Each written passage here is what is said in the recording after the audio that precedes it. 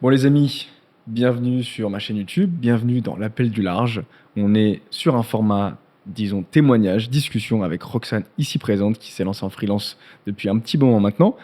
Et on va discuter avec elle, elle est passée par Shape Room, elle est freelance média buyeuse. Média buyeuse, je le rappelle, c'est de la publicité en ligne si jamais tu es là et que tu découvres la vidéo ou l'épisode. Et donc l'objectif de cet épisode-là, c'est qu'on puisse discuter avec toi Roxane et qu'on sache un petit peu quel est ton parcours et qu'est-ce qui t'a amené jusqu'à ce beau fauteuil que tu aimes bien apparemment. Voilà, ça fait partie des petits formats que j'aime bien faire sur ma chaîne YouTube et en podcast pour aussi donner un peu plus de profondeur sur les différentes histoires qui peuvent y avoir. Parce qu'en fait, mine de rien, il y a beaucoup de personnes qui se reconnaissent dans les différents parcours qu'on peut avoir. Donc, enchanté Roxane. Enfin, du coup, enchanté, bonjour. Mais alors, pour la petite histoire, on raconte quand même en intro. Roxane, on s'est rencontrés il y a 2 ans en ligne, en fait, quand j'étais en freelance. J'ai commencé à bosser avec Roxane. Et depuis, donc, on a bossé ensemble. Ensuite, elle est rentrée dans Shape Room. Elle en est ressortie. Elle s'est lancée en freelance. Elle est devenue coach et formatrice dans Shape Room. Et c'est la première fois qu'on se rencontre. C'est pas ouf quand même. Franchement, je passerai ce sujet-là, quoi. Vraiment. Mais en tout cas, trop contente d'être là. Vraiment, puis de se voir en vrai aussi. Ouais. Hyper contente. Et puis voilà, quoi. Voyage dans le monde, un rêve de nomade. De Paris aux éclats des vagues. Tu peux te présenter rapidement pour Yes. sache qui t'es? Moi, c'est Roxane, 26 ans, média buyeuse en freelance depuis 2 ans. Et ça fait 6 mois à peu près, 6-7 mois que je suis 100% en freelance et que j'ai quitté le salariat. Et voilà, tout roule pour moi. Si je dois le dire, vraiment 4 jours par semaine de travail. Aujourd'hui, je travaille pas, par exemple. Voilà, puis j'ai des revenus qui sont plus ou moins stables. Donc Ouais. voilà, très cool. Tu peux nous dire comment tu gagnes ou pas? Franchement, ça dépend des mois, mais je suis minimum à 5-6 000 euros à peu près. Le mois dernier, j'ai fait quasiment 7 000. Donc bientôt le passage en société, à mon avis.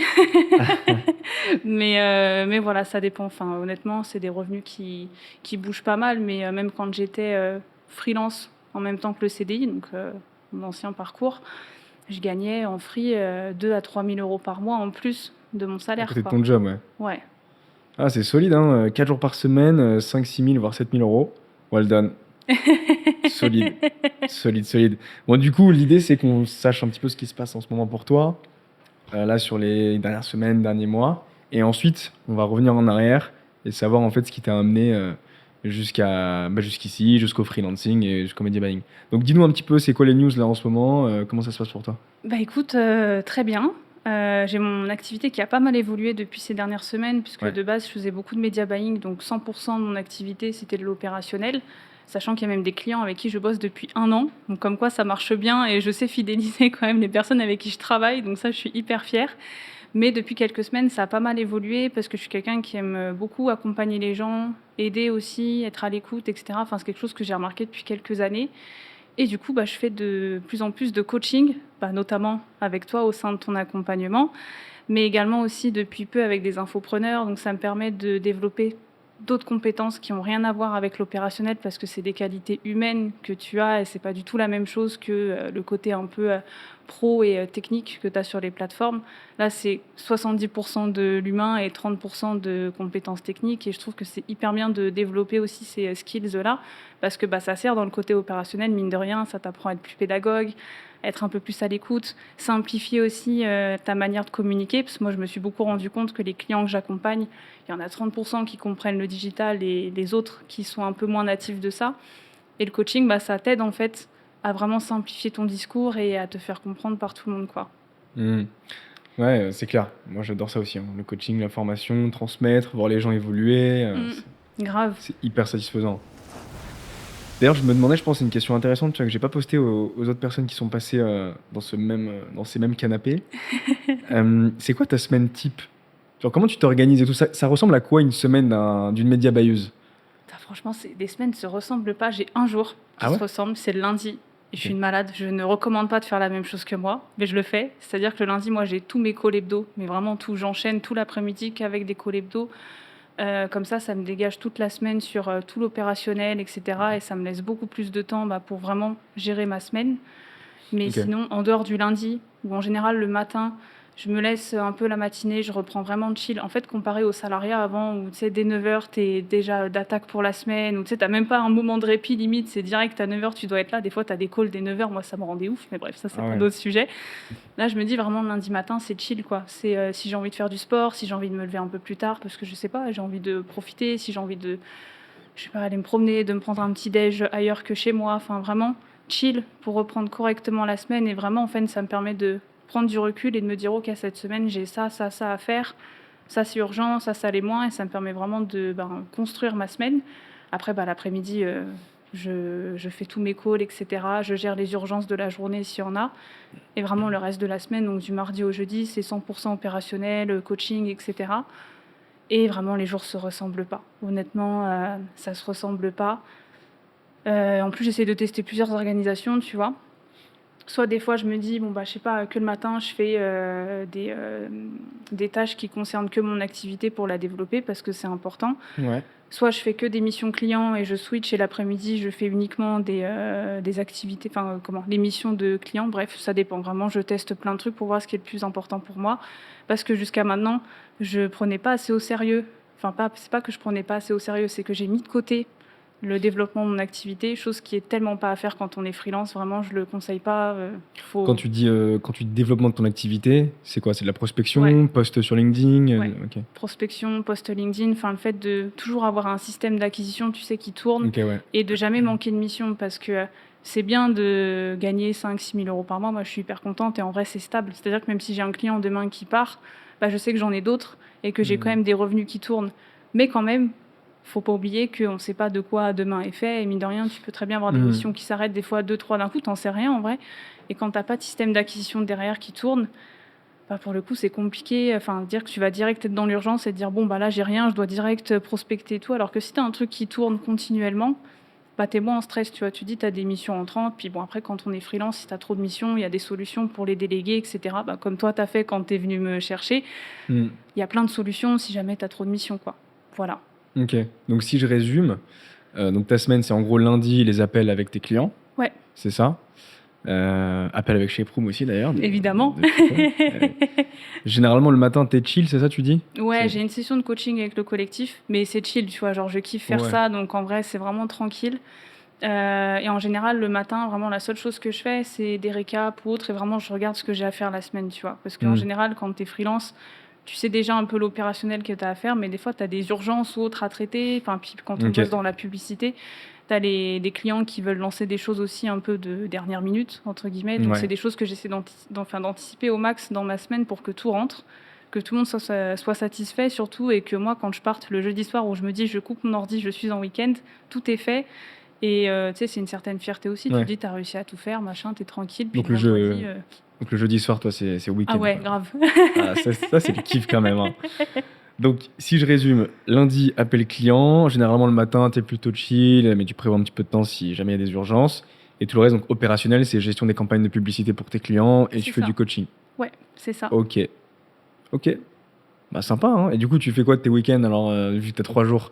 Franchement, je kiffe les concerts. Donc, comme j'ai dit, je pense que je suis plus souvent à l'Accor Arena, à la Défense Arena que chez moi. D'ailleurs, s'ils passent par là, moi, je veux bien des réductions sur les places de concert. Ça commence à devenir cher. Mais en dehors de ça, après, j'adore partir en week-end. Franchement, là, je me suis mis une règle, c'est que tous les mois, je parte au moins une fois en week-end et limite partir même des semaines aussi un peu ailleurs. Parce que du coup, moi, comme j'habite en Île-de-France, j'ai quand même mon appart. Donc, je peux pas forcément le lâcher comme ça. Puis, j'aime bien avoir quand même mon chez-moi. Ça, c'est vrai. Mais j'essaye de partir, sinon je vois mes potes, je fais plein de trucs, shopping, des trucs habituels de vrais clichés parisiens, terrasse, shopping quand il fait beau, tu vois, ça je kiffe, mais disons que je fais tout, sauf du travail, quoi. Vraiment pour prendre du recul et laisser mon cerveau se reposer, parce que quand on est trop dedans, en fait, t'arrives pas à prendre de recul et à te dire, ok, ça je fais ça bien, ça je fais ça pas bien. Moi, le fait de vraiment faire une pause de 3 jours, des fois, genre le dimanche soir, je suis posée chez moi, et je me dis, ah ouais, en vrai, ça, je peux peut-être l'améliorer. Ça, je peux peut-être faire ça comme ça. Parce qu'en fait, mon cerveau, il a pris le temps de se reposer et de mettre un stand-by sur ma semaine. Ça, c'est hyper important. Ouais, ça, c'est vraiment ultra important. Et tu vois, je trouve que dans notre éducation, on nous apprend pas ça, tu vois, ces temps de pause, ces temps où on peut prendre soin de soi. Je trouve que c'est très occidental parce que quand moi, je vais en Asie, il y a beaucoup plus cette culture-là. Alors, pas forcément de prendre le temps, même si, en vrai, c'est le cas. Mais il y a aussi ce truc de on prend soin de soi, tu vois. Parce qu'en vrai, passer du temps, tu disais en concert, faire des week-ends avec ses potes, ou juste d'être posé ou je ne sais quoi, tu vois? Moi, en Asie, par exemple, je me fais souvent, masser et je trouve que c'est pas assez pris au sérieux, en fait, Mmh. en France et d'une manière, générale en Occident, tu vois? Et c'est vrai que moi, je m'en rappelle, donc là, je recommence aussi à faire des semaines de 4 jours. J'ai eu du mal, tu vois, jusqu'ici parce que beaucoup de trucs et tout, quand tu lances un projet comme, chez Proom, c'est compliqué. Mais là, je repasse un peu du 4 jours par semaine, tu vois? Et c'est vrai que c'est fou, enfin, ton cerveau, quand tu reviens le lundi, il est frais, tu as de Mmh. l'énergie, tu te sens bien et puis en plus de ça, tu as 3 jours pour kiffer quand même, tu C'est vois? trop bien. Enfin, tu sais, c'est pas il y a pas que le taf dans la vie, quoi, donc Ouais, ça c'est trop bien parce que la société elle nous a pas habitués à ça, quoi. Vraiment de bosser du lundi au vendredi. Moi j'ai eu des périodes quand j'étais en alternance ou même en CDI, c'est vraiment on te matrixe le cerveau en te disant mmh, que, ouais, si tu veux réussir dans la vie, il faut bosser autant d'heures par semaine, voilà, faut bosser même le week-end, machin. Enfin, tu sais, je trouve que mmh. c'est après c'est la culture en France qui est comme ça, qui moi me convient pas parce que, enfin oui, il faut travailler certes, mais c'est pas censé être enfin tu pas censé te lever tout le temps pour dire que tu vas que travailler et rien faire d'autre. Ouais, bah, grave. Bah, surtout 5 jours par semaine, au Ah moins, ouais. 8 heures et encore je suis gentil, il y en a qui font beaucoup plus, tu vois? Et moi, je me rappelle quand j'étais, on va dire en CDI, c'était pas vraiment un CDI, c'était plutôt l'alternance, mais parce que j'ai jamais fait de CDI, je te l'avais dit, hein. Mmh.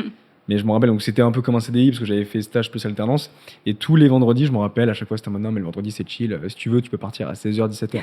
Waouh! Truc de fou! Attention, le vendredi, on peut partir à 16h. Dernière question avant de parler de ton parcours.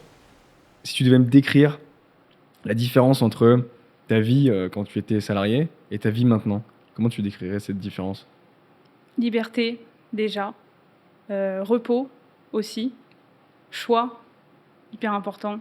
Enfin, le fait de se dire que maintenant je peux choisir vraiment, ben, comment encadrer mes journées, avec qui je travaille, combien je suis payée aussi, ça c'est un luxe énorme. Heu, ouais, en vrai pour moi ce serait vraiment ces 3 choses-là. Repos, liberté et choix. Puis après bon, finance, mais ça c'est encore autre chose quoi, tu vois? Rien que le fait d'être libre, enfin de sentir que ton cerveau est libre et même moi, c'est un truc que j'avais avant, parce que je suis quelqu'un qui est très stressé et très angoissé de base, tu vois? Je suis de nature hyper stressée et tout, anxieuse, j'essaie de faire attention à ça et je me souviens avant, moi, j'avais l'angoisse du dimanche soir que je pense que tout le monde connaît. C'est-à-dire que Ouais. genre j'avais grave la flemme de reprendre le lendemain et pourtant, mon ancien taf, moi, il me plaisait, hein, tu vois? Je vais pas cracher dessus, c'était très bien, j'avais des super collègues et tout, donc c'était top. Mais j'avais ce truc qui me disait: «Mais putain, j'ai pas envie de faire ça, quoi», et Mmh. c'était vraiment, c'était arrivé à un point des fois où je me disais: «Faut que je fasse quelque chose là. Je peux pas rester comme ça». Genre tous les dimanches soirs, limite je profitais pas de ma soirée Ah ouais? parce que je me disais: «Ouais, demain je reprends et tout, il y a ça, j'ai la flemme, ça j'ai pas envie de le faire». Ah ouais.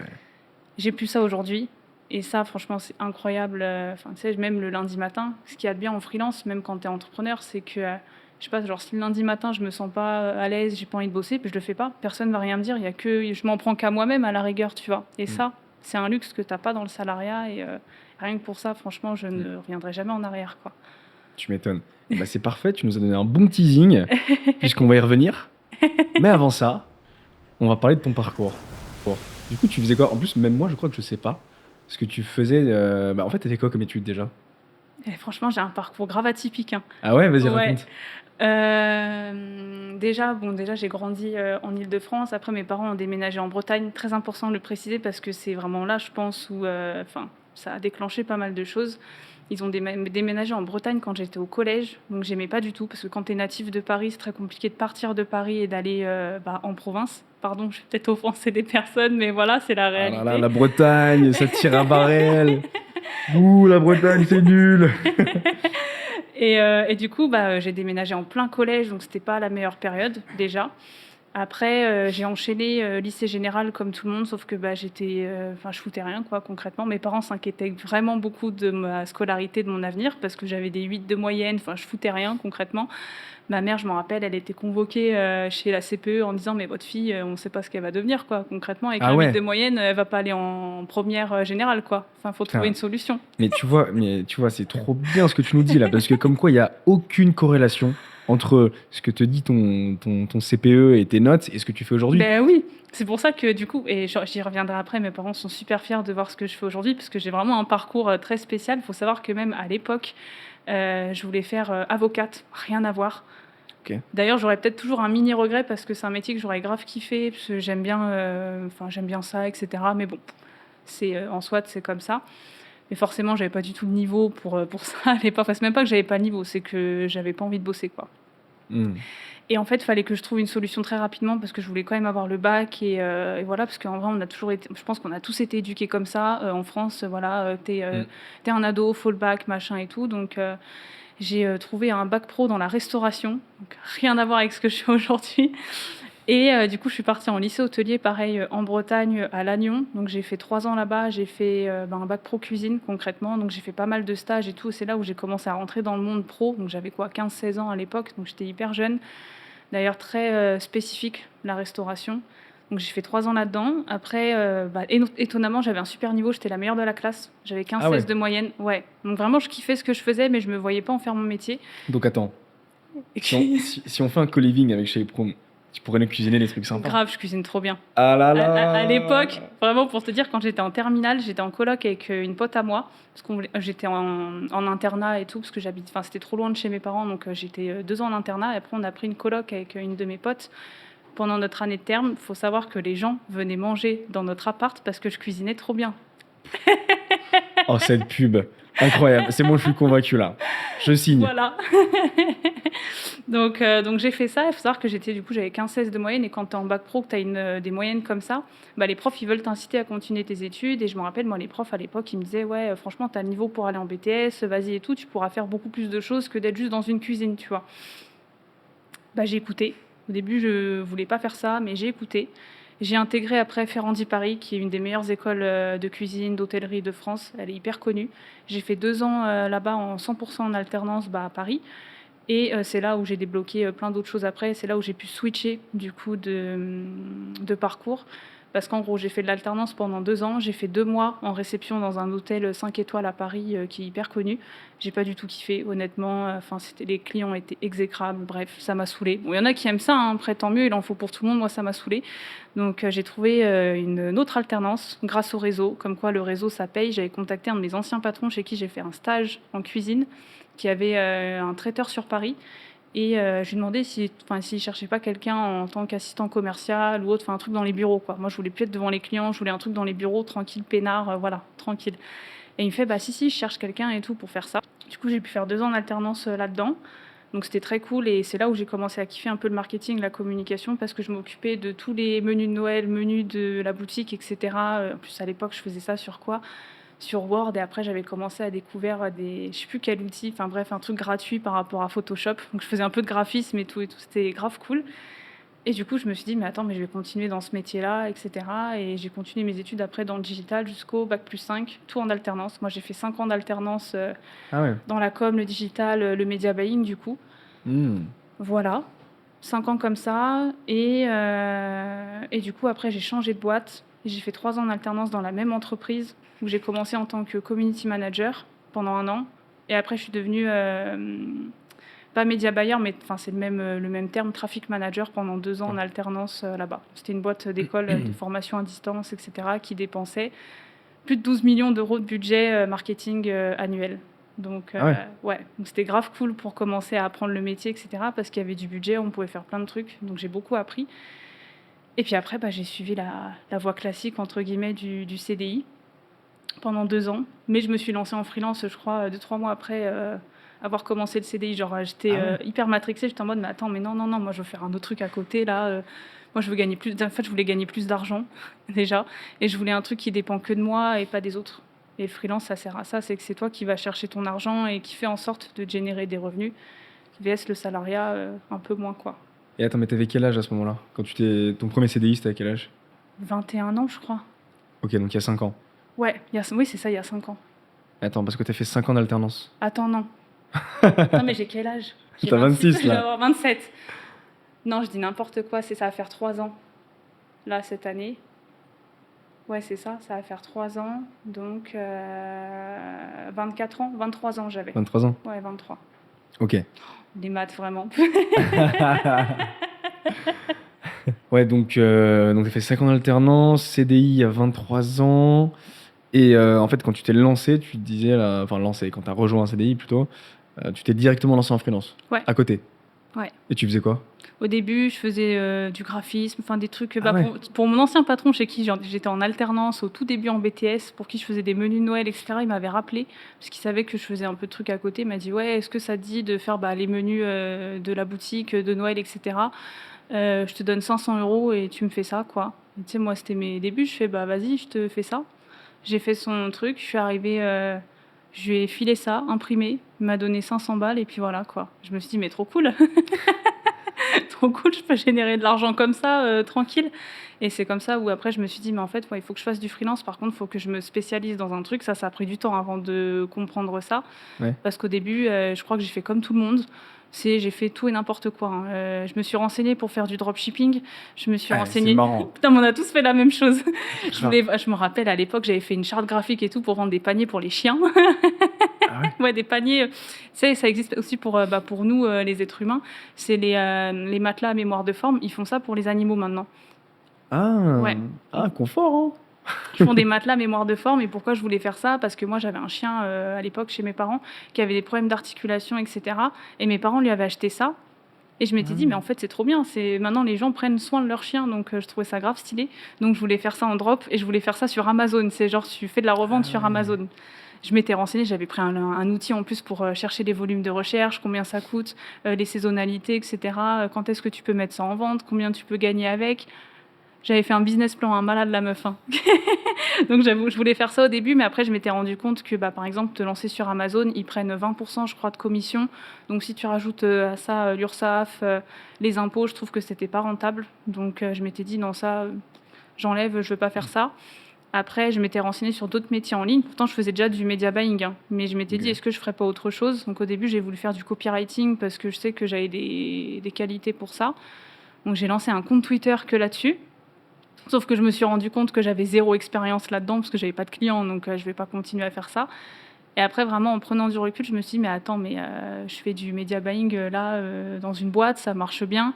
En soit, je peux faire genre que c'est un client fictif, enfin pas un client fictif parce que je bosse vraiment dedans, mais je fais genre c'est un client et je prends des résultats comme ça et tout. Et j'ai commencé à faire un compte Twitter que sur ça, avec lequel j'ai réussi à avoir 400 ou 500 abonnés, je crois, en l'espace de 3-4 mois. Et j'avais réussi à avoir des missions là-dessus. Bien avant même que je lance officiellement, tu sais, mon activité en freelance, en étant sur Malte, etc. J'avais vraiment commencé par là, quoi. Et après, je me suis lancée sur Malte. J'ai eu ma toute première mission, qui était des clients à Monaco, qui avaient une offre. Que dire? Maintenant, quand j'y repense, je me dis, mais c'est un truc, ça aurait jamais marché concrètement. Ah, mais c'était tes Mais débuts, donc, j'ai pu tester des trucs, tu vois. ouais. En vrai, ça m'a permis déjà d'apprendre la relation client, etc. Bref. Et donc là, t'avais quel âge à ce moment-là? Pareil, 23, 24 après. Ok, ouais, donc ok, dans l'année quoi, qui Ouais, a suivi. tout Ok. ça s'est fait en 6 mois. C'était juste avant que je te rencontre. Vraiment, je crois que 2-3 mois après, tu m'as Ah, mais contacté oui, sur c'est Malte. vrai. Mais oui, c'est vrai ça. Ah oui, j'avais pas connecté, mais c'est vrai que c'était il y a 2 ans, donc t'avais 24 ans, donc ok, d'accord. Ok, mais c'est marrant parce que, tu vois, à chaque fois que je parle avec des entrepreneurs ou des freelances, il y a toujours cette phase de test. Genre, c'est un truc de fou, tu vois. À chaque fois, alors, le premier mot qui sort, c'est dropshipping. Ouais. Ça, c'est vraiment le mot pour tout le monde. Moi, pareil, j'ai testé le dropshipping, ça n'a pas fonctionné, mais j'ai commencé par ça, tu vois. C'est un truc de fou. Mais en fait, on passe tous par des tests avant de pouvoir trouver son chemin. Et tu vois, à chaque fois, moi, je pense toujours à une image. C'est comme quand, tu vois, si tu prends un entonnoir et que tu lâches une balle de ping-pong dedans. En fait, la balle de ping-pong, elle va rebondir sur les parois, gauche-droite, jusqu'à trouver le chemin. Et ben en fait, je trouve que dans la vie, c'est pareil, tu vois. Où en fait, t'es la balle de ping-pong et tu cherches ton chemin.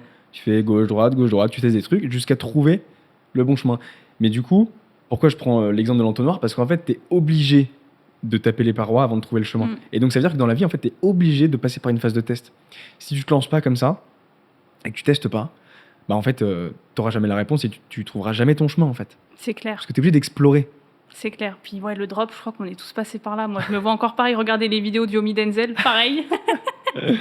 Ah J'ai ouais. poncé son contenu, plus de plein d'autres, hein, vraiment dans le marketing en général. Pareil, des contenus sur le SMMA, j'en ai vraiment regardé plein. En fait, je voulais trouver quelque chose qui était sympa à faire dans l'entrepreneuriat, qui soit pas trop chiant. Tu vois, où t'es pas trop de trucs à gérer parce que pareil, moi je suis quelqu'un, c'est pas que j'ai la flemme, c'est que j'ai la flemme de faire des trucs qui servent à rien. Tu vois, genre, enfin pas qui servent à rien, mais qui pour moi n'apportent rien en valeur Mhm. ajoutée. Donc du coup, je minimise ces tâches-là pour faire uniquement des choses qui m'apportent moi perso, donc soit qui m'apportent de l'argent, soit qui me laissent plus de temps, peu importe, mais qui me font gagner un truc. Ok. Donc tout ce qui était drop, etc., je trouvais ça trop relou. Je fais ouais non, flemme, ça va me prendre trop de temps, créer un site, machin, flemme, j'ai pas envie. Donc je voulais vraiment faire un truc où je me dis mais vas-y en fait, bah t'as rien à faire quoi, juste tu vends tes services. Et le freelance, c'est vrai que bah, c'est une aubaine entre guillemets quand tu veux te Mm. lancer dans l'entrepreneuriat. Je trouve que c'est la chose la plus simple Mais grave. quand tu veux faire de l'entrepreneuriat. En vrai, c'est pas que t'as rien à faire, si tu dois te former, etc., apprendre, mais c'est pour toi que tu le fais. Donc pour moi, c'est important. Mm. Mais en dehors de ça, t'as rien à faire, quoi. Mm. Enfin, tu dois créer des docs et tout, mais pareil, c'est pour toi, tu fais ce que tu veux. T'as pas de cash à dépenser dans des produits ou autres où tu sais même pas si ça va marcher. Enfin, Ouais. Et je trouve que le freelance, c'est vraiment pour moi la première marche. C'est le plus simple. Franchement, ça demande pas forcément énormément de travail, même si, comme tu l'as dit, faut se former, faut savoir parler à des clients, des prospects, savoir les signer, faut avoir aussi une expertise sur un métier. C'est pas si simple que ça, mais c'est la première marche de l'entrepreneuriat. En fait, moi, je trouve que c'est le business le plus simple ouais. à mettre en place. Parce qu'après, le dropshipping, tout le reste et tout, ça demande quand même pas mal de compétences. Mm. Enfin, faut gérer déjà, faut avoir des bons produits, faut gérer les livraisons. Après, tu as ton site internet, faut poster sur les réseaux sociaux, faire de la pub, et puis des retours clients, machin. Enfin, Ah ouais. c'est une entreprise, quoi, en fait. Hein. Moi, c'est ça qui m'a saoulée. Hein. Ah ouais, mais pareil. Pareil, moi aussi, j'ai eu plein de galères. Tu vois, j'ai testé ça parce que, comme toi, tu vois, je voulais de la liberté financière, la liberté géographique et tout. Et du coup, le dropshipping, pour moi, était une solution. Mais très rapidement, je me suis rendu compte de la galère que c'est, quoi. Déjà, j'ai commandé les produits, j'ai testé, j'ai voulu faire les choses bien. Tu sais que mon compte Instagram, il existe toujours, hein, du dropshipping. Hein. Je suis curieuse de voir ça. Je te montrerai après. tu tapes Wigan officiel, je crois, un truc comme ça. C'est un truc de pistolet de massage. Ah ouais, Tu vois ok. ou pas Ouais, je vois, ouais. les trucs pour les athlètes et tout. Je sais pas pourquoi j'ai kiffé ce produit et je me suis dit, vas-y, je vais le tester. Je les ai commandés, j'ai fait un shooting et tout. Genre, j'ai bien fait le truc, hein, il y avait des belles photos et tout. J'avais fait aussi des partenariats avec des ambassadeurs, avec des vrais athlètes. Hein. Alors, pas des athlètes de haut niveau, tu vois, mais des gars qui, sur Instagram, postaient un peu, 2-3 000 abonnés dans ces eaux-là. Des mecs qui étaient quand même sérieux, tu vois. Mais ouais, après, t'as tous les problèmes de livraison, je sais pas, Moi, je sais pas pourquoi, tu vois, mes clients, par exemple, ils recevaient la facture de TVA. Je sais pas pourquoi, ou la facture de douane, ou je sais plus ce que c'était, tu vois. Ouais, c'était trop chiant, j'ai arrêté. Et puis, pareil, comme toi, du coup, j'ai rejoint une agence fondée par deux anciens de Google à Paris, une agence parisienne. Et c'est là où j'ai découvert, du coup, le media buying, la publicité en ligne. Et c'est là où je me suis dit, mais attends, c'était pendant le deuxième confinement, Ah ouais, en plus. 2020, ouais. En fait, je suis parti en Espagne avec des potes. On est parti juste avant que tout ferme et tout, tu vois. Et on a loué une maison, parce qu'on voulait pas repasser un confinement à Paris, enfin, en tout cas, pas moi. Et en fait, là-bas, donc j'étais dans cette agence. Et je me suis rendu compte d'une chose. Au bout d'une semaine, je me suis dit, mais attends, là, ton travail, tu le fais en autonomie, à l'étranger, seul, sans être vraiment cadré. Et j'étais en mode, mais attends, mais je peux le faire à mon compte, quoi. Parce que je savais très bien qu'ensuite, quand ça allait rouvrir, plus de Covid et tout, bah, j'allais revenir au bureau, etc. Enfin, et du coup, je me suis renseigné, je suis allé sur Malte pour voir les prix. Donc Malte, il y en a qui savent pas, c'est la plateforme qui met en relation les freelances et les entreprises. Et donc, tu as les prix des freelances. Et du coup, j'ai vu les fourchettes de prix. Je vais sur Malte et là, je vois quoi? Je vois que, en gros, les plus petits prix, c'est genre 125 € par jour. Ah, quand même, ouais. Ouais, donc ça fait 2500 € quand tu débutes, quoi, tu vois, par mois, si t'es full. Et ça va jusqu'à 710 € par jour. Et moi, je découvre ça, pareil, comme toi, j'y connaissais pas grand-chose et tout. Et 710 € par jour, si tu fais le calcul, ça fait plus de 14 000 € par mois. En plus, toi, tu t'es lancé à l'époque où il n'y avait pas encore énormément de monde sur Malte. Hein. Ouais, il y en avait quand même, hein. Il y avait quand franchement. même, Ouais. En fait, ça a commencé en 2015 dans ces eaux-là, tu vois. Ah oui, ok. Ouais, donc il y a Ok. quand même du monde. Mais dans tous les cas, c'est une bonne chose qu'il y ait du monde, tu vois. Ça prouve que justement, il y a de la demande, en fait. Donc il y a C'est des vrai. clients qui sont là, il y a des entreprises qui en ont besoin. Et quand j'ai découvert ça, il y a une petite lumière qui s'est allumée là. Et je me dis, bon, bah en fait, qu'est-ce que je fais avec mon dropshipping? J'ai des compétences que je peux vendre, autant le faire, tu vois. Et je me suis lancé à côté de mon job aussi. Et ça a marché super rapidement. Et d'ailleurs, moi, j'aimerais bien savoir, c'était quoi, toi, ton déclencheur? C'est-à-dire, à quel moment tu t'es dit, moi, je veux pas du salariat, ou du moins pas à 100%, parce que tu t'es lancé à côté du salariat quand même. Et à quel moment tu t'es dit, vas-y, moi, je vais me lancer en freelance? Ah, mais ma première mission, vraiment. Ma Ouais. première mission que j'ai eue en free, vraiment, c'était 3 clients qui étaient, enfin 3 fondateurs ensemble, qui étaient à Monaco et qui testaient du dropshipping parce que clairement, ils faisaient du drop, hein, mais ils avaient besoin de quelqu'un pour faire de la pub pour ça. Il faut savoir que c'était ma toute première mission, je n'y connaissais rien au pricing, comment tu te vends, etc. Moi, j'y suis allée au culot. Hmm. Il faut savoir que ma première mission, je prenais 1500 balles par mois. Première mission. Mais trop bien ça. Mais ouais, trop bien. Et en fait, 500 balles. ils ont pas rechigné, les mecs. Genre, ils m'ont dit, ouais, ok, on signe. Ok. Allez, monégasque. Après, Allez je crois- choper Monaco, les gars. Monaco, on y va. La Ah, Suisse. vraiment, genre, je me suis dit, mais c'est une dinguerie, ça. C'est une dinguerie, genre 1500 par mois, sachant que c'était ma toute première mission. Je m'occupais du tracking aussi, des ads sur Meta plus Google. Après, Ok. comme c'était ma toute première mission, je surdélivrais un peu. Mais c'est normal, quand tu débutes, en vrai, tu sais pas trop, puis tu veux bien faire. Mhm. Mais je prenais quand même 1500 euros par mois. Mais je crois qu'au max, je devais passer 3 heures par semaine dessus. Donc, ça fait quoi 3 x 4, 12. Ça fait même pas une journée et demie, quoi, dans le mois, pour 1500 euros. Incroyable. Incroyable. C'est Vraiment. rentable. Hein. Et je m'étais dit, mais attends, mais quelle dinguerie. Qu'est-ce que. Mais attends, mais on va pousser le truc. Et du coup, avant de te rencontrer, je me rappelle, j'étais en train de me renseigner un peu sur Malte, etc., comment ça fonctionne. C'était encore la boîte noire. Hein. À ce moment-là, je comprenais pas trop. Mais bon, je m'étais dit, écoute, je vais peaufiner mon profil, on va voir ce que ça donne et tout. Et avant que tu me contactes, j'avais peut-être eu 1 ou 2 missions entre-temps, des trucs en one-shot et tout qui m'ont rapporté un peu d'argent. Et après, du coup, je t'ai rencontré. Et j'avoue que c'est toi qui m'as grave ouvert les chakras parce que je me souviens encore où quand je t'ai expliqué un peu ma situation, etc., toi, tu me poussais, tu me disais, mais quitte le CDI. En fait, c'était le call to action, c'est quitte le CDI, fais du freelance. Bah oui, mais parce qu'en fait, pour le contexte, franchement, t'étais quand même assez qualifié, quoi. Tu travaillais bien, et je me suis dit, putain, mais ça fait chier, elle est en CDI, quoi. Enfin, et moi, je pense qu'il y a plein de clients, à mon avis, qui pensent ça, tu vois. Parce que moi, j'étais ton client. Alors après, c'était différent, hein, je connaissais le domaine et tout. Mais le fait que tu puisses pas plus délivrer parce que t'étais en CDI, je me dis, putain, mais merde, quoi. C'est vrai. C'est con, je vais devoir trouver quelqu'un d'autre, faire un autre modèle et tout.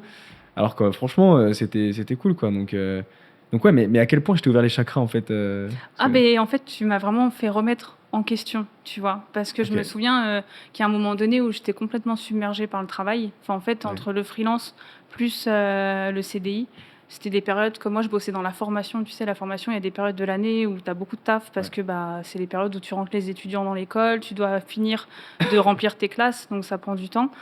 Et à côté de ça, c'était au moment où, pareil, je bossais avec toi. Et du coup, je me rappelle, il y a des jours où je finissais à 22 heures le soir. Des fois, je bossais le week-end. Et c'était toi, je me rappelle, qui m'avait dit, mais tu peux pas faire ça, en fait. Enfin, même si tu gagnes de l'argent, tu m'avais dit, tu peux pas continuer comme ça, à bosser de ouf comme ça, à pas avoir de week-end. Enfin, en vrai, tu vas finir cramé, quoi. Et c'est vrai. C'est vrai qu'il y a un moment donné où je pouvais plus tout cumuler ensemble. Et ça a déjà été une partie du switch où je me suis dit, il faut que je commence à réfléchir à faire que du freelance. Mais c'était encore hyper flou pour moi parce que j'étais toute seule. Enfin, toute seule dans le sens où j'avais personne autour de moi qui faisait ça, quoi. Donc c'est hyper compliqué à part toi. Et forcément, au bout de quelques mois, quand on avait fini de collaborer ensemble et tout, parce que je sais que tu montais ton agence, etc., tu commençais à monter aussi ton accompagnement.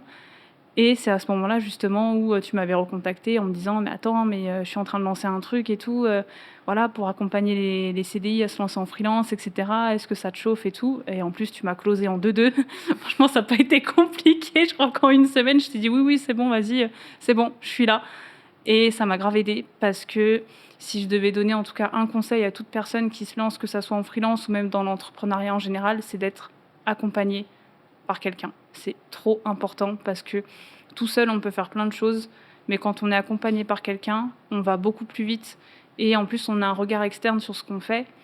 Et ça, je trouve ça hyper bien parce que franchement, quand tu es seul, tu peux avancer en soi, on n'est pas plus bête qu'un autre, mais tu vas beaucoup plus lentement parce que tu n'as personne qui va dire mais ça, faut pas faire comme ça faut faire comme ça. Tu n'as rien qui te cadre. Alors que quand tu es accompagné par quelqu'un, ça va 10 fois plus vite. Puis en plus, pour le coup, après, moi, j'ai pu intégrer le collectif directement. En plus, nous, on était la V0, les tout premiers. Ouais, c'était au tout début. Ouais, c'est ça. Pour mettre dans le contexte, du coup, c'était en 2023 qu'on avait commencé à bosser ensemble. Ouais. Et pourquoi on a bossé ensemble? Parce que justement, je voulais créer Shape Room.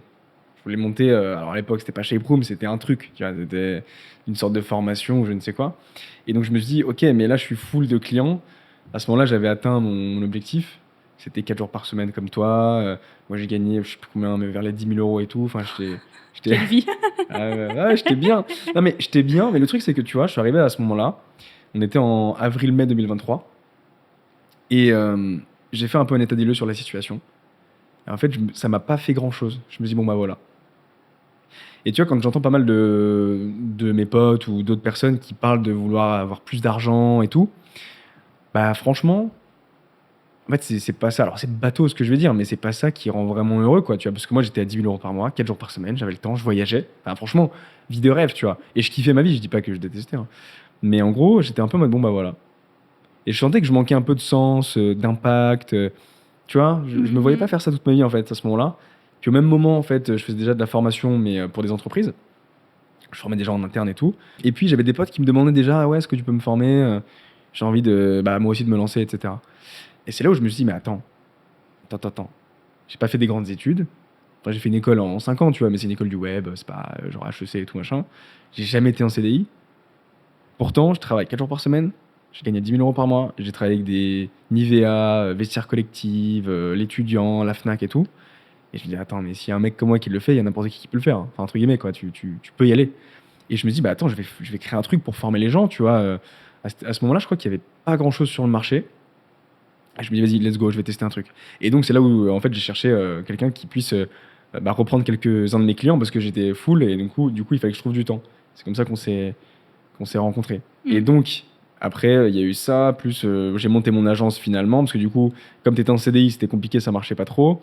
J'ai monté mon agence, ça m'a dégagé du temps. Et là, j'ai pu un peu plus lancer Shape Room. Donc, on est à fin 2023, début 2024. Et ça a commencé à devenir sérieux. Donc, j'ai eu d'abord le tout premier shaper. C'est Amadou. Ah ouais? Je C'est pensais le que c'était tout Lucas. premier. Non. C'est Amadou parce qu'en gros, il m'a vu sur Instagram. J'ai une pote qui, à l'époque, faisait des petites interviews sur Insta et tout. Son concept, c'était je squatte les bureaux d'entrepreneurs, un truc comme ça. Il m'a vu passer sur une vidéo. Il m'a contacté. Il m'a dit, ouais, je cherche à me lancer en freelance. Je suis en agence et tout. Bref, voilà, je cherche à me lancer dans ce milieu-là. Et je lui dis, bah écoute, avec grand plaisir. Juste là, je te préviens, j'ai encore rien créé du tout. Je suis from scratch. J'étais devant une page Notion blanche, tu vois.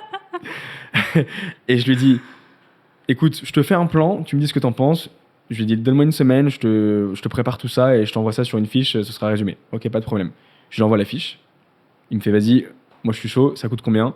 Je lui ai dit, écoute, je suis au début, mais comme c'est une sorte de coaching aussi, je te fais payer, je crois que j'avais payé genre 600 euros, tu vois, un truc comme ça. Mais il n'y avait pas de date de fin, tu vois, c'était vraiment en mode, bah tu vas m'aider à créer aussi en fait. C'était la co-construction.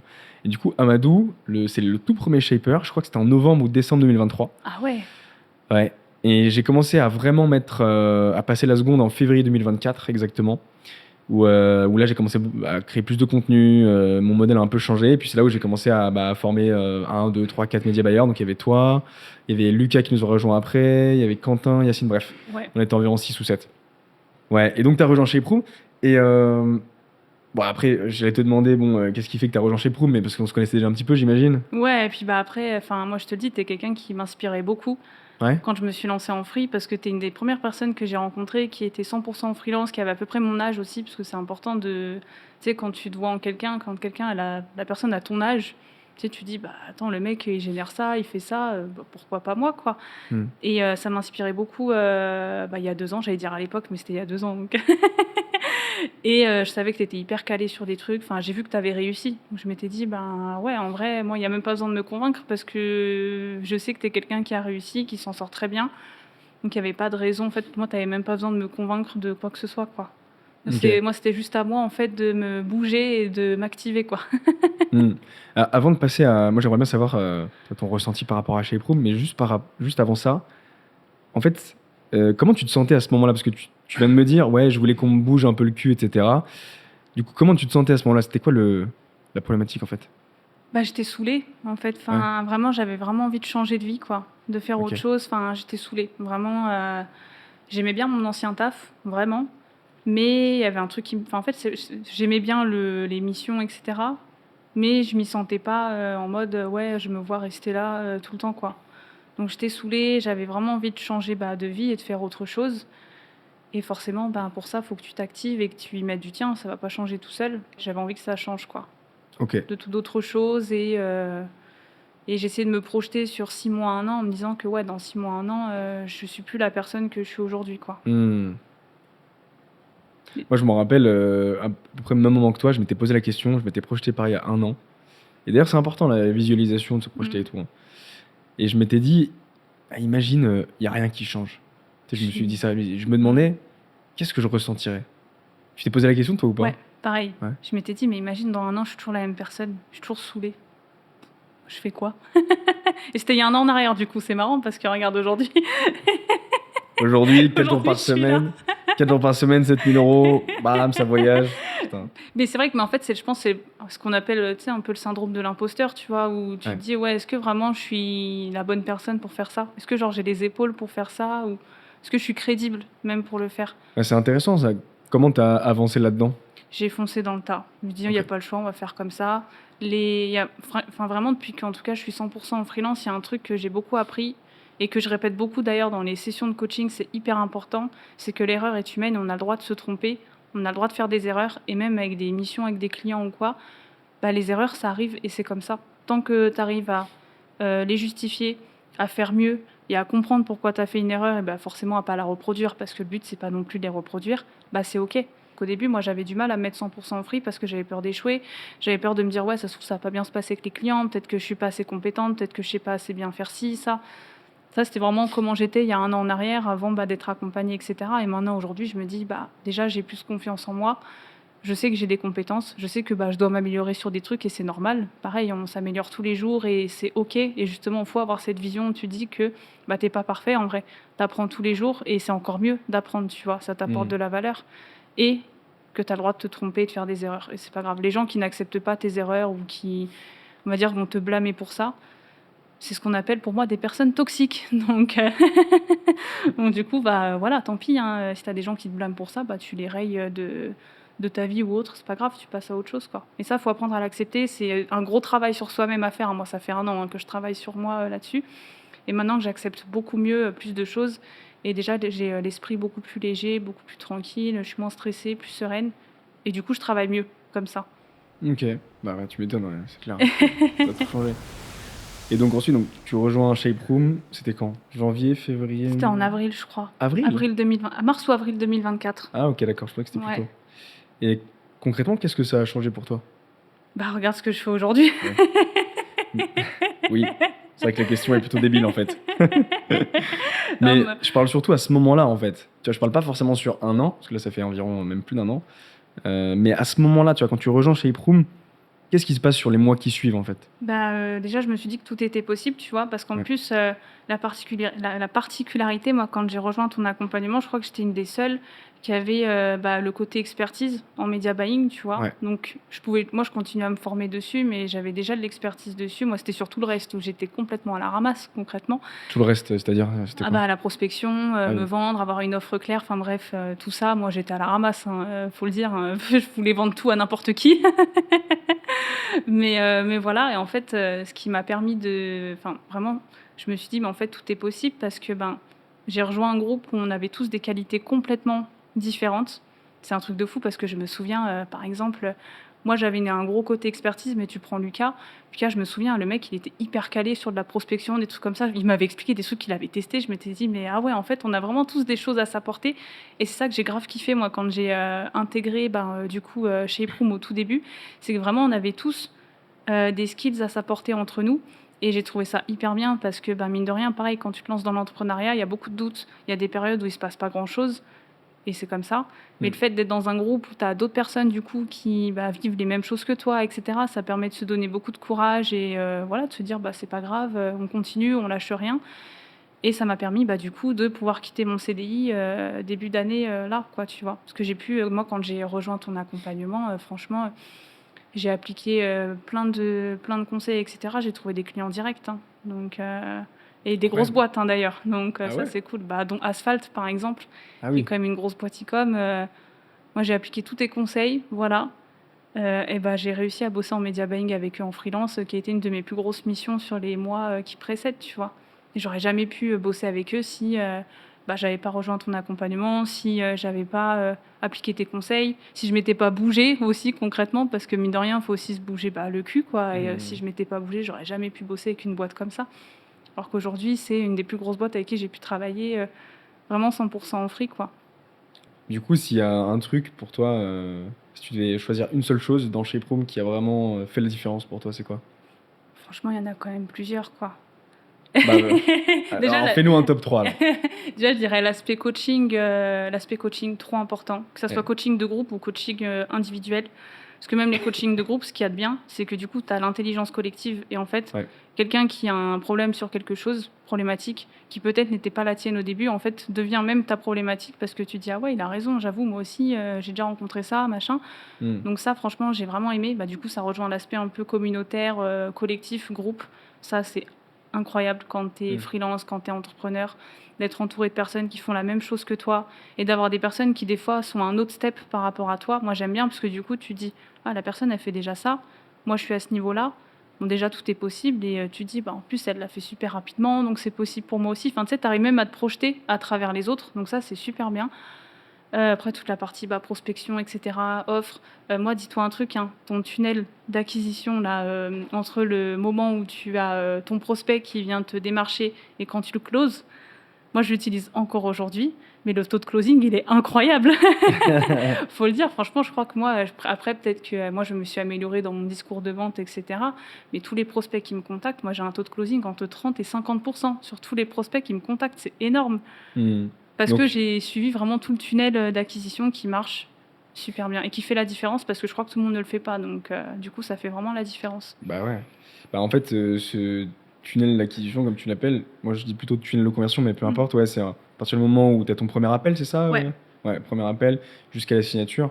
En fait, il a été inspiré de mon passage en agence. Tu sais, je t'avais dit, j'ai été formé par 2 anciens de Google qui ont monté une agence à Paris. Je me suis inspiré de ça. Et après, je l'ai remis un peu à ma sauce en tant que freelance et tout. J'ai testé pas mal de choses. Donc ouais, c'est des années de tests, d'applications, de trucs, d'échecs aussi, tu vois. Donc non, c'est cool. Ça fait ouais, quasiment un client sur deux, enfin un prospect sur deux, quoi. Ouais.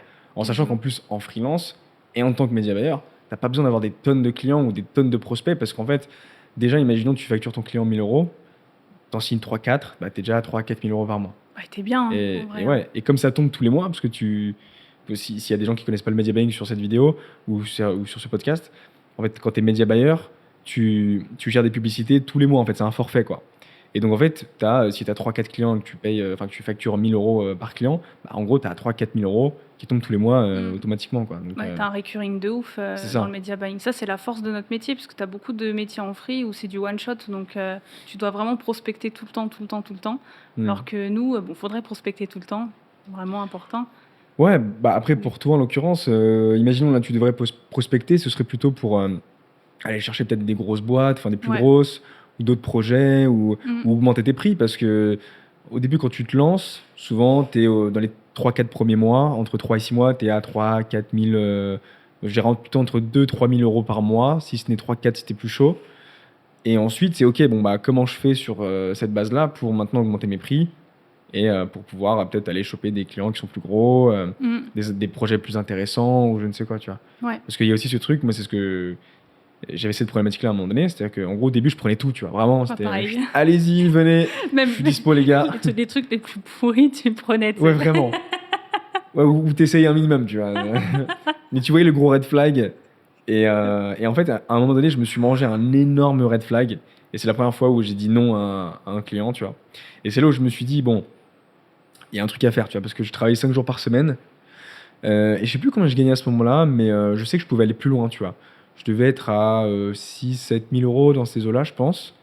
Et je me suis dit, mon objectif, c'est travailler moins pour gagner plus. Je suis au même là. Mais j'en doute pas. J'en doute pas. Et je me suis dit, bah, on va viser 4 jours par semaine, parce que c'était OK pour moi. Et j'ai essayé de viser le 10K, le fameux 10 000 €, tu vois. Et en fait, je me suis simplement rendu compte que je pouvais déjà, augmenter mes prix, parce que j'étais déjà très bon, j'étais full de clients, tu vois.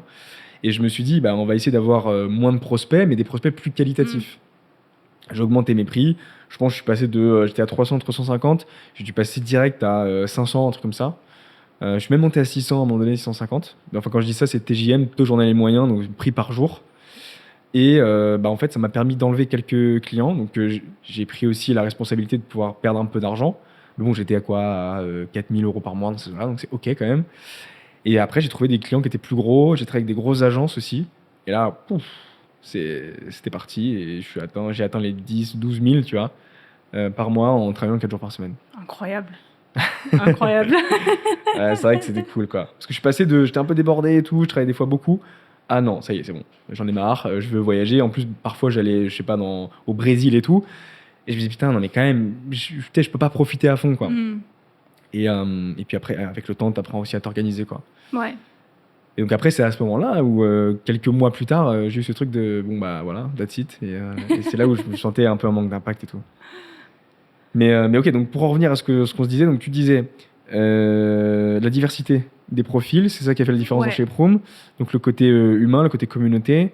Et toi, tu disais la partie tunnel de conversion. Enfin, comment tu signes un client, c'est ça? Ouais, vraiment la partie un peu prospection, offre, enfin l'entièreté du truc. En vrai, c'est même la base quand t'es freelance, parce que c'est 50% de ton taf, c'est d'être commercial. Quand t'es freelance, t'es média buyer, mais t'es aussi commercial. Et cadrer vraiment toutes ces parties, moi, ça m'a vraiment aidé parce qu'au début, j'étais vraiment à la ramasse. Créer une offre irrésistible, viser les bonnes personnes. Moi, j'étais complètement à l'ouest, hein, vraiment. J'avais aucun process prédéfini. Genre, tu as un client qui vient me contacter sur Malte. Il n'y avait pas de process. Hein. Vraiment, je faisais ça au doigt mouillé. Je suis bon, on verra, hein, ça va peut-être passer. Écoute, bon, j'ai eu de la chance, je touche du bois, ça passait à chaque fois. Mais du coup, là, l'accompagnement, il m'a surtout permis de cadrer un minimum vraiment tous mes process commerciaux, si on peut dire ça comme ça.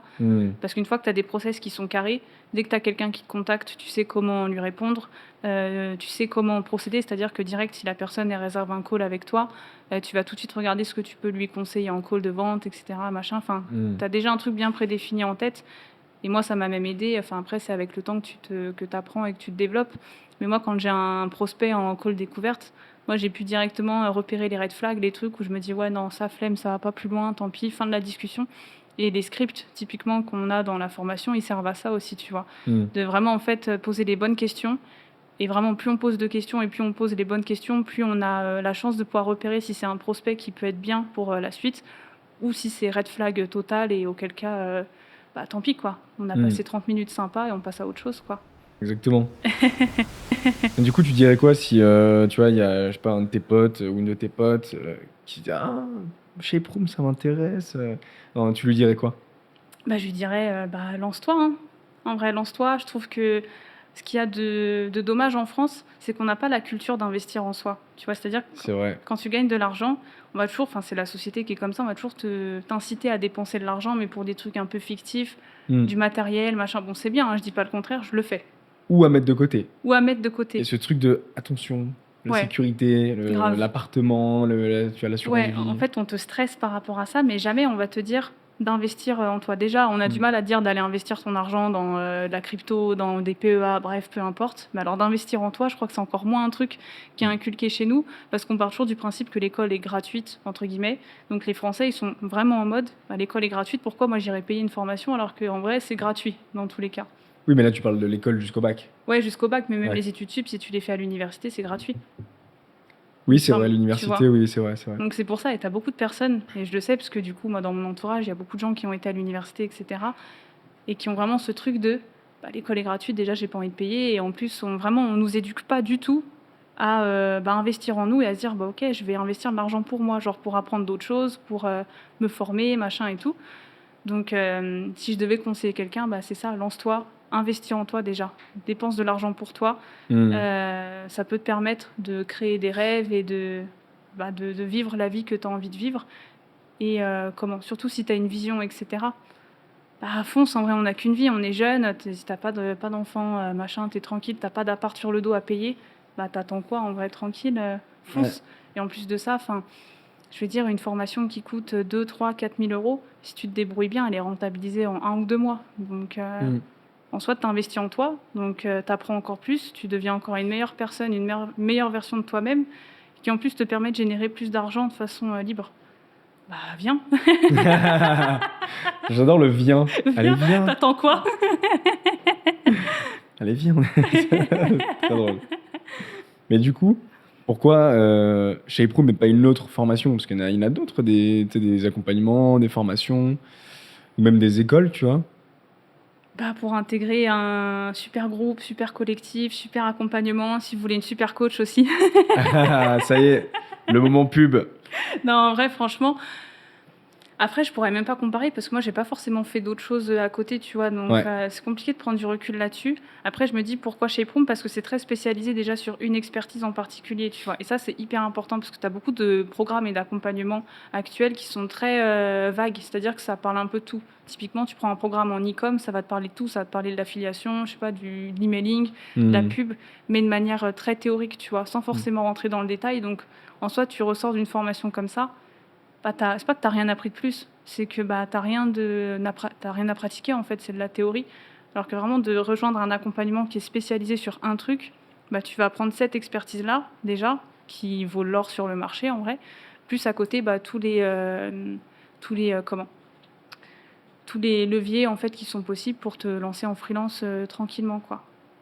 Voilà. Puis bah, pour l'aspect communautaire, collectif, etc., le fait de se dire que tu as fini ta formation, tu n'es pas seul, parce qu'il y a beaucoup de formations, quand tu l'as fini, bah, Ouais. tu reviens, enfin, t'es seul en fait, t'as personne après qui t'accompagne et tu redeviens seul, tu vois. Mm.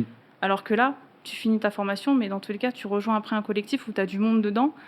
Et donc, bah, pour le coup, t'es pas seul en fait. Même Mm. si t'as des galères, bah, tu peux en parler. Parce que t'as forcément quelqu'un qui va te répondre, qui va dire ouais, mais non, tu peux faire comme ça, tu peux faire comme ça. Et du coup, bah, t'es jamais seul, t'avances avec d'autres personnes.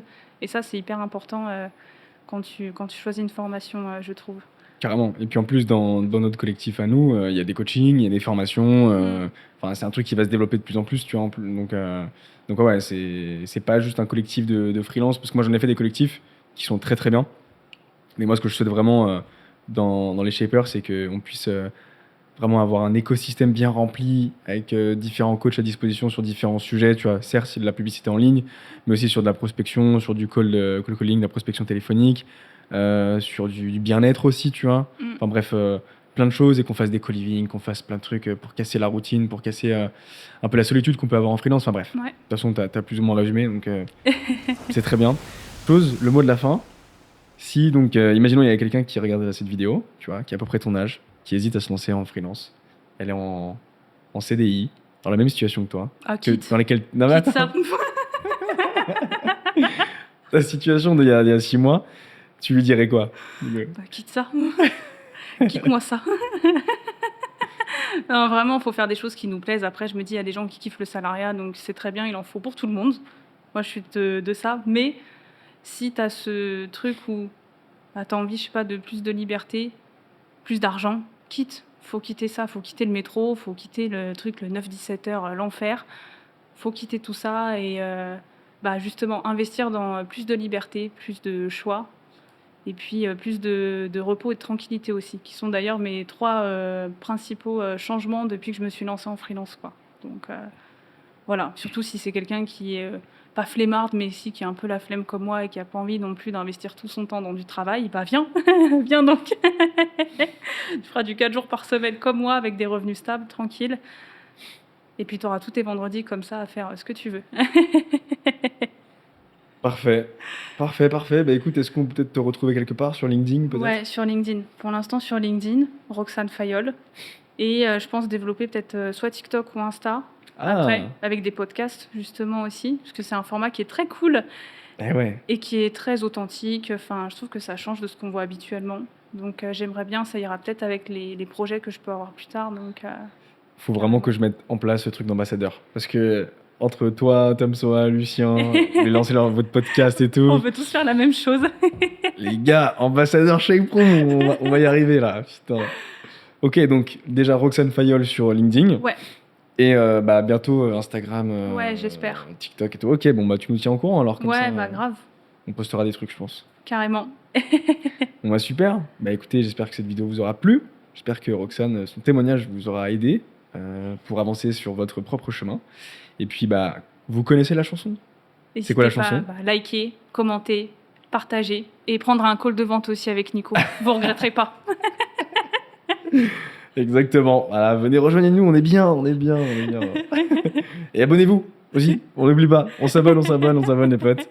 Et bah écoutez, à très bientôt. Donnez-nous de la force et on se retrouve très bientôt pour d'autres épisodes. Ciao. Tchuss.